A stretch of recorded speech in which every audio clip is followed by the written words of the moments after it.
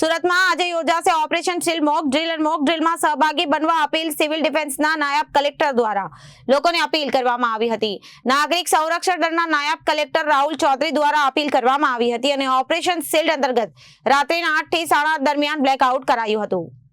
સુરતમાં આજે યોજાશે ઓપરેશન શીલ્ડ મોક ડ્રીલમાં સહભાગી બનવા અપીલ સિવિલ ડિફેન્સના નાયબ કલેક્ટર દ્વારા લોકોને અપીલ નાગરિક સંરક્ષણ દળના નાયબ કલેક્ટર રાહુલ ચૌધરી દ્વારા અપીલ કરવામાં આવી છે। ઓપરેશન શીલ્ડ અંતર્ગત રાત્રિના 8 થી 8:30 દરમિયાન બ્લેકઆઉટ કરવું જરૂરી છે। નમસ્કાર, હું રાહુલ ચૌધરી, નાયબ કંટ્રોલર સિવિલ ડિફેન્સ।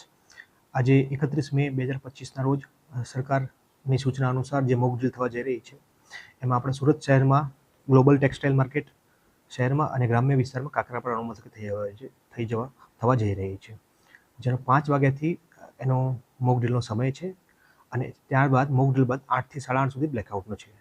જે મોક ડ્રીલ છે એમાં દુશ્મન દેશના હવાઈ હુમલા સમયે જેના લીધે હુમલો થાય, ડ્રોન અટેક અથવા મિસાઇલ અટેક થાય અથવા અન્ય કોઈ રીતે હુમલો થાય ત્યારે જે ઘટના બને, જે દુર્ઘટના બને ત્યારે સામાન્ય લોકોને રાહત બચાવ, હોસ્પિટલ લઈ જવા, એમને કેવી રીતે બચાવમાં આગ લાગી હોય તો ત્યારે દુશ્મન હુમલા સમયે જો આગ લાગે તો એમાં કેવી રીતે બહાર નીકળી શકાય એના માટેની આપણી મોક ડ્રીલ છે।